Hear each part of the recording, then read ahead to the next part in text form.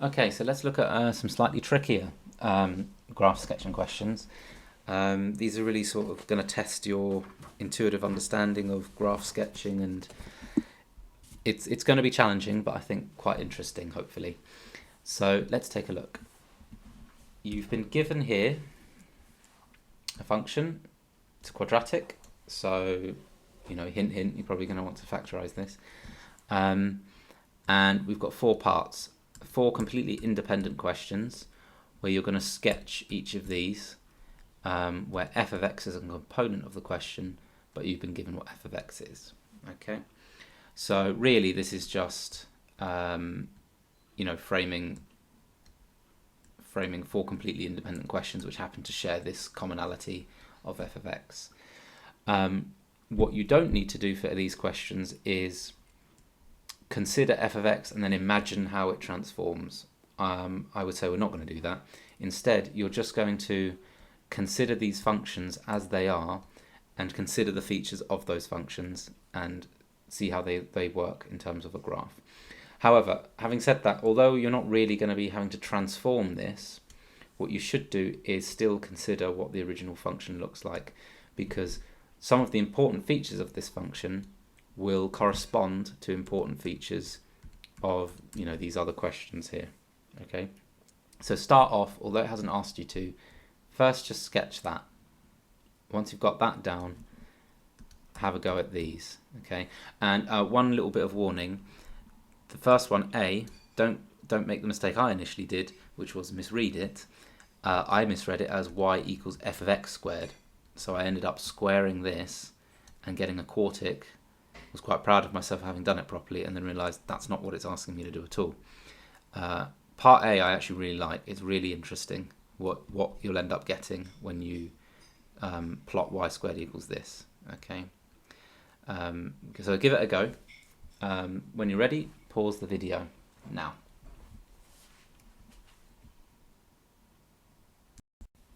Okay, so as I said, before we even do the parts A, B, C, D, let's just sketch the actual original function. So this is what we were told is the quadratic. And when you multiply that out, or sorry, when you get that as a factorization, you should be able to get this. Okay, and you've got the minus in front. To then plot that, we're going to see that, well, the key values here for x are when it's 6 and when it's 2. So when x is 2 and when x is 6, you've got a y of 0. So therefore, it crosses the axis here.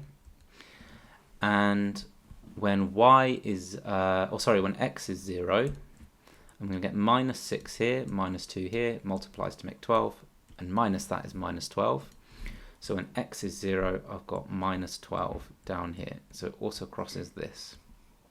We know because it's a negative x squared function, it's going to have this sort of shape, a hill shape. And what about the maximum? Multiple ways you could do this. You could do completing the square. Personally, what I tend to do at this stage is I just think about the derivative. You can almost do it in your head. So the derivative is minus 2x plus 8, and when's that equal to 0? That's when it's a maximum. That's when x equals 4. Okay, done. So that's when the maximum occurs, and the corresponding maximum value. So when x is 4 and we plug that in, what do we get? So here I get minus 2. Here I get 2. Multiply all that out. You get minus 4 times that minus. I get 4. Okay, so when x is 4, y is also 4. So that then tells me quite nicely, right, this is my maximum value here, which occurs at 4, and I'll just label it actually, it's at 4, 4. Okay, draw it out as best as I can. Okay. Oh dear, no, that doesn't look good. Make the top a bit rounded, there we go, and it should be symmetric, of course. Okay, that's it. So that's the original function. Let's just take a note of that, put that here, and I may refer back to this sometimes when we look at parts A, B, C, D. So let's look at A first. Okay, so we've got y squared equals f of x. So let's just write that out as what it should be, which is y squared equals, and in this case, I'm not going to bother with the factorized version.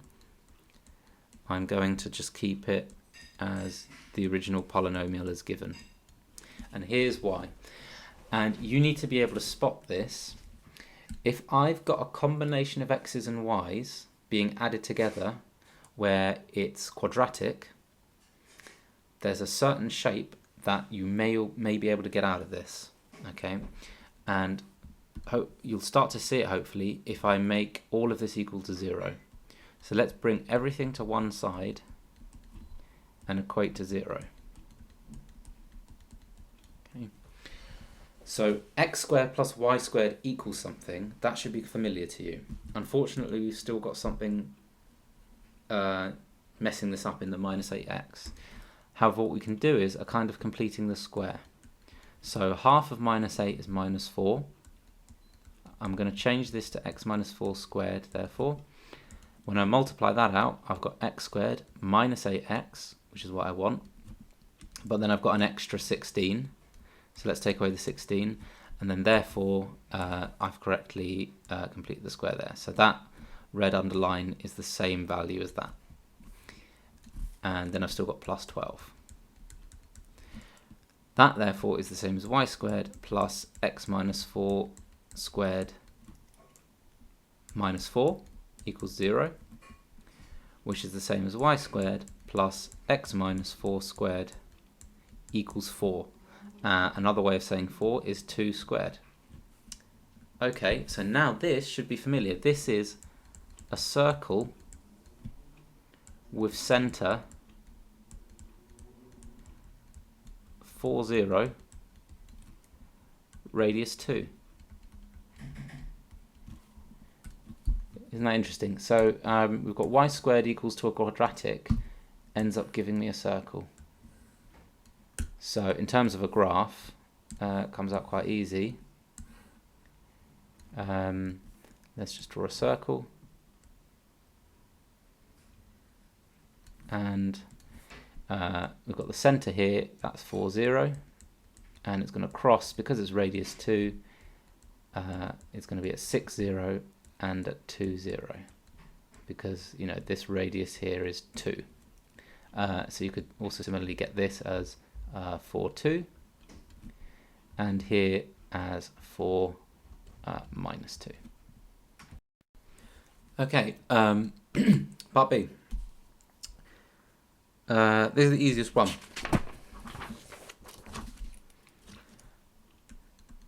The derivative of f of x, well, if f of x is equal to, what was it, minus x squared plus 8x minus 12, f dash of x is equal to minus 2x plus 8. Okay, it's not a trick question, it really is that simple. So just draw that graph. What is minus 2x plus 8? So that's going to cross, when x is 0, y is 8.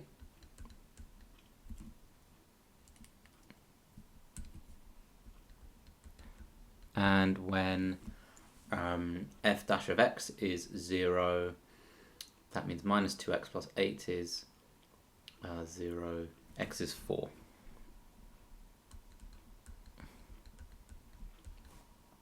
And then the answer is just a straight line.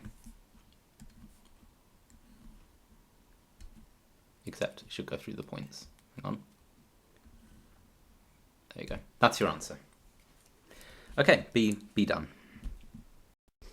Okay, this one is one of the trickier ones. So this really requires a lot of thought about special values and the extremes of what happens at infinity and what happens around asymptotes and things like this. So I'm going to talk you through at least how I do this kind of question.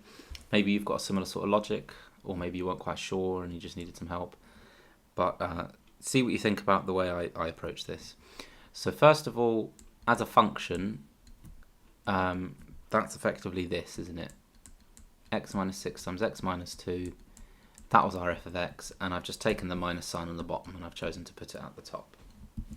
Okay, let's then draw some axes. And as with anything, just start with what you know. Think about the relevant information that you can start putting on the graph. Let's try, so what I tend to do is straight away I think, okay, what are the special x values? So it's when x is 2 and x is 6. So when x is 2, what's the value of the function? It's undefined, right? So if a function is undefined when x equals 2, that must mean that there is no point on the x equals 2 line. So we're going to draw the x equals 2 line as an asymptote.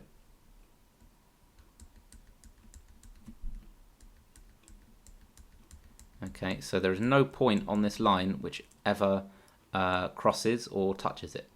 Okay, that's at the point 2. Similarly, at the point 6, I also get a division by 0 error, or effectively undefined. So therefore, I've got an asymptote again. Remember, an asymptote is just a line of points which could not possibly ever be made to contact the graph. So the graph doesn't touch the line, it doesn't cross the line. Okay, so that's useful to know. What else? What was the next step I did for this? So the next thing I thought about actually was, okay, so when x is special, what happens? What about when y is special? So let's say, what happens when y is 0? So think about this. If I set y equal to 0, what do I end up getting? Well, if y is 0, and then I multiply both sides by this denominator, okay, what I'll actually get is y equals 0 implies that 0 equals minus 1, right? That's a contradiction, okay, not possible. So in other words, y equals 0 is again not a valid solution for any of the points. So none of the points described by this function can ever have their y coordinate be equal to 0. So in other words, the y equals 0 line, which is a horizontal line, is an asymptote. Okay, so that's how we get our horizontal asymptote. We know that there's no point for which y equals 0, so this graph will never touch nor cross this horizontal green line. Okay. The other thing I didn't actually do was, what about when x is 0? So when x is 0, what do we get? We get minus 1 all over minus 6 times minus 2 equals minus a 12th. Is that right? Minus a 12th? Yeah. Okay, so then that's just a useful point to put on the graph, I suppose. Put it about here. Actually, I'm not going to do this quite to scale, so let's just put it a bit further down. That's minus 1/12, and we know the graph crosses through that point. It goes through that point there. Okay, what else? Right, one other thing then, where we're now going to refer back to the original graph A. So what was special about our original graph, not A, sorry, but just our original graph? The special thing about this was it had a maximum value when x equals 4. Now, think about what's going on here. We're doing 1 over something. So in some sense, if you're doing 1 over a maximum value, you're kind of going to get a minimum value, right? Or at least a local minimum value. So in any case, what we know is when x equals 4, this will be a sort of special point. Okay, so let's see what happens when x equals 4. When x equals 4, we've got that y equals minus 1 all over minus 2 times 2, which equals a quarter. Okay, so let's plot that one then. So that's going to be over here 4. We've got a quarter there. So that's the point 4 a quarter. Over there. Okay. And then the rest is all going to be about thinking what happens at the extremes and using the fact that it can never cross any of these green lines. let's do the little region over here. So we know that the graph goes through this point, this green point, and we know it's going to be locally flat because it's kind of like a minimum, right? Because if x minus 6, x minus 2 has a maximum when x equals 4, then 1 over that, or minus 1 over that, is going to be a minimum, right? Then it's going to either go, you know, up this way like that, or it's going to be going down like this. Now, even just your intuition can hopefully see what's going to happen, right? There's no way it could be doing this because it's going to be hitting green lines all over the place. It's not going to just stop dead. So even just a little bit of intuition tells you, okay, surely then it's going to be approaching the asymptote this way. But the way you can also convince yourself of it is this. Just check values on your calculator. So try, for example, 2.001.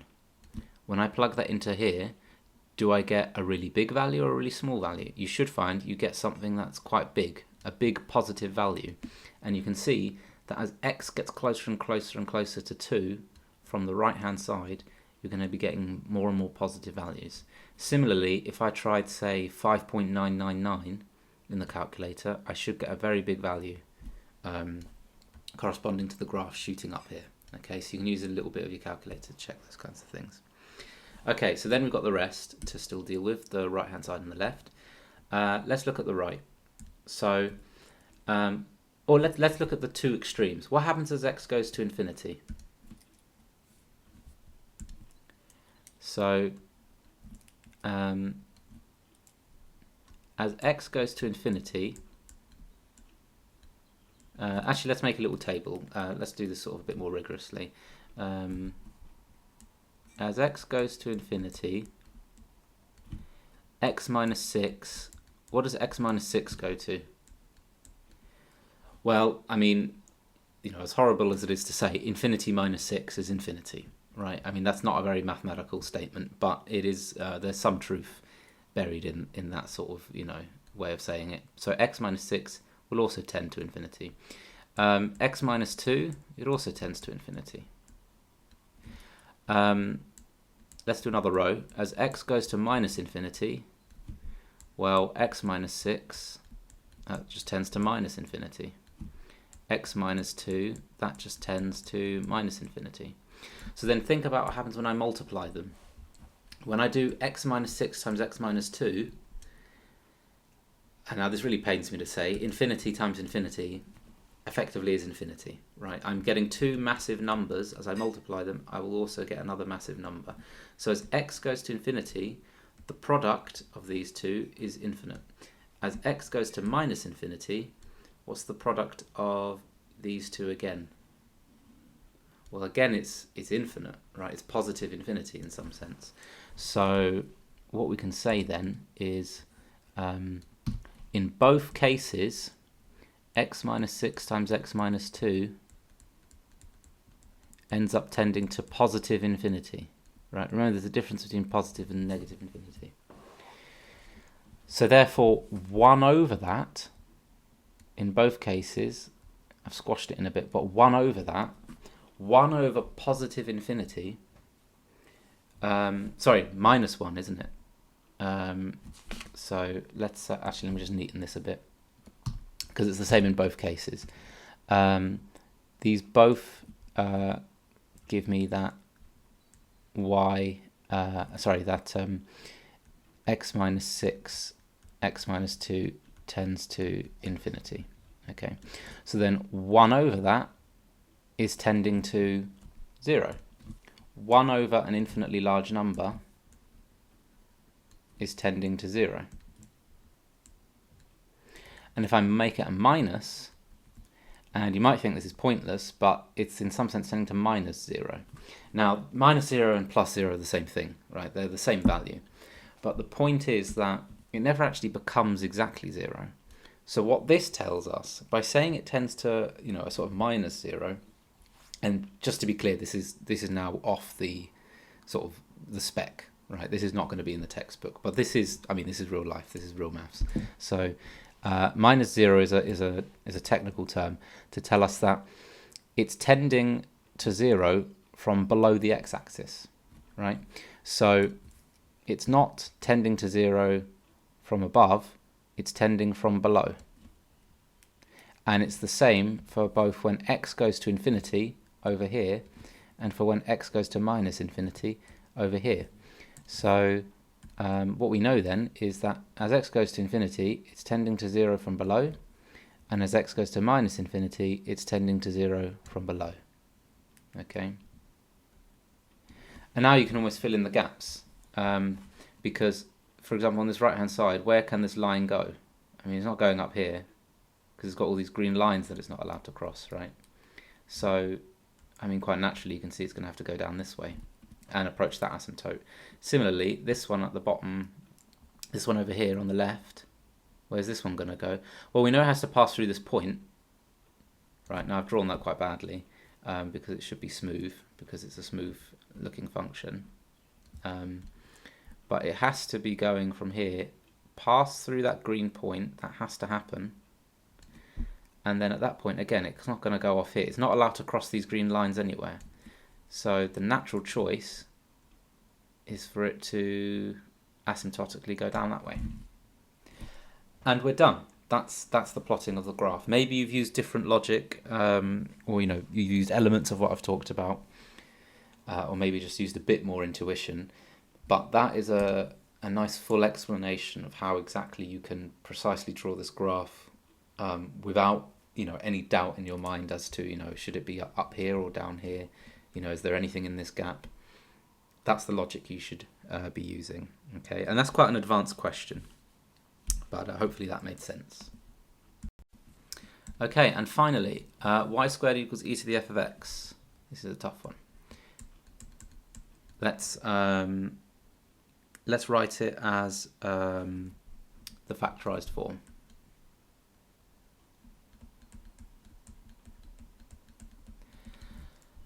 That squared, if we apply a half as a power to both sides, then I can just bring the half into here. Right? So it's actually just this function. So that y squared is a bit of an annoying trickery, really. It's just saying put a half on the power of that e. Okay, so what's going on here?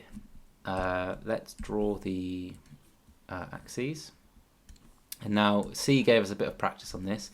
Let's think about what's happening as we go to infinity first of all. Okay, as x goes to infinity and as x goes to minus infinity, in both cases, so in fact I can say as x goes to plus or minus infinity, so in either case we said that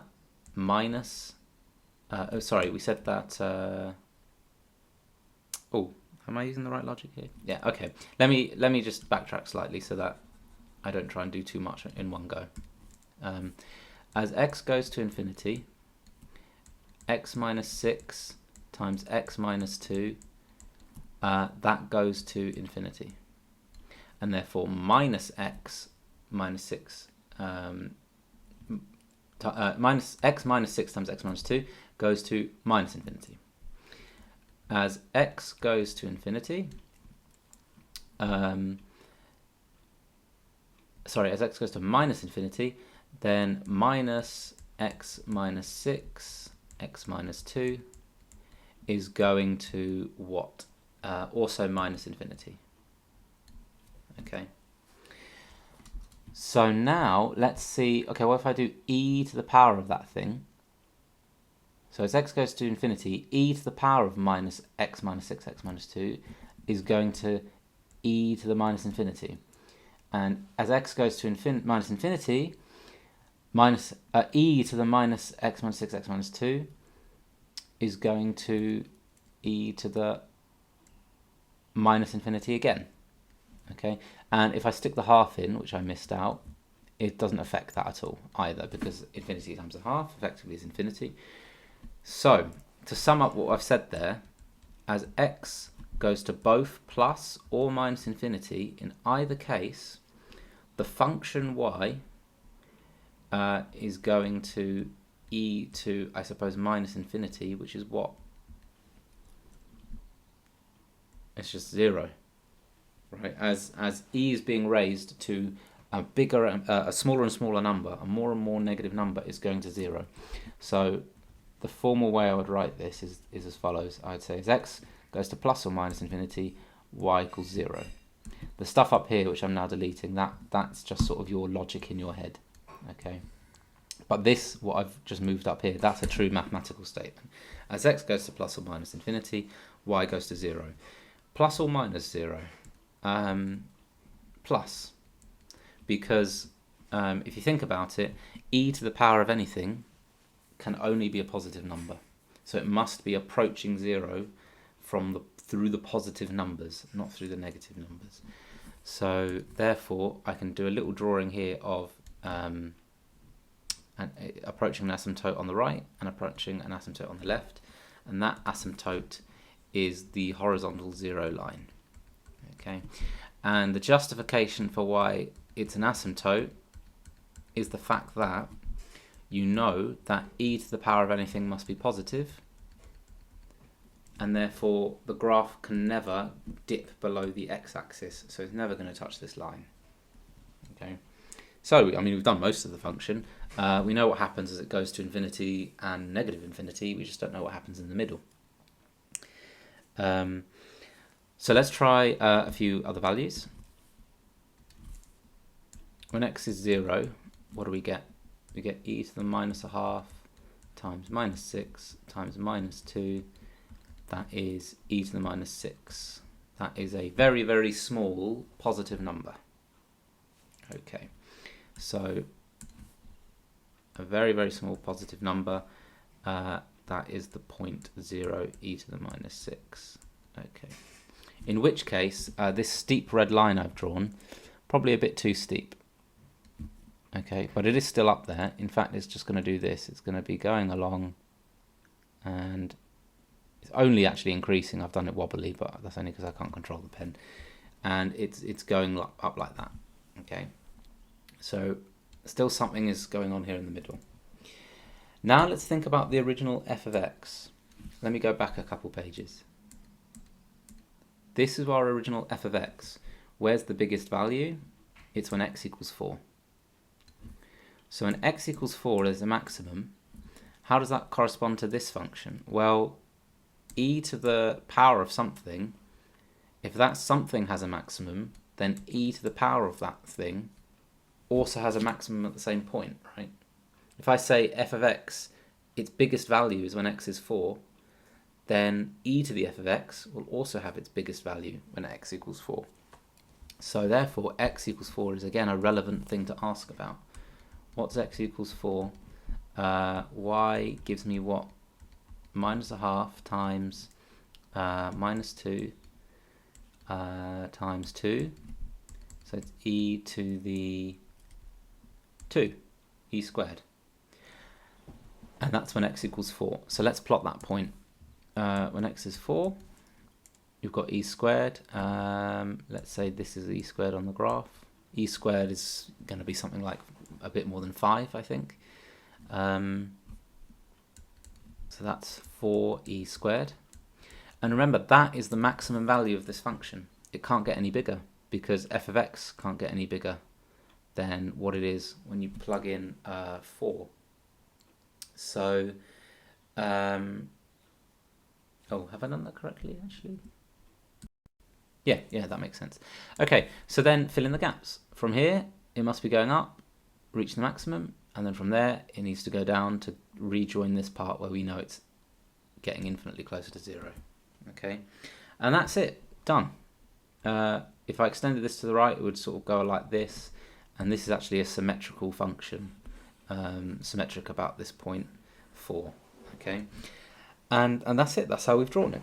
What you might notice when you get onto normal distributions, this is actually a kind of normal distribution, and it's not a coincidence then that this question has been given to you, because functions of this form, y equals e to the minus and then a function of x, if it's linear or a polynomial, sorry, if it's linear or a polynomial, then you'll get what looks like a normal distribution. Okay, but that's a little bit more advanced. That's sort of later topics. Okay, if you can draw this function, then well done. You've made quite a bit of progress there.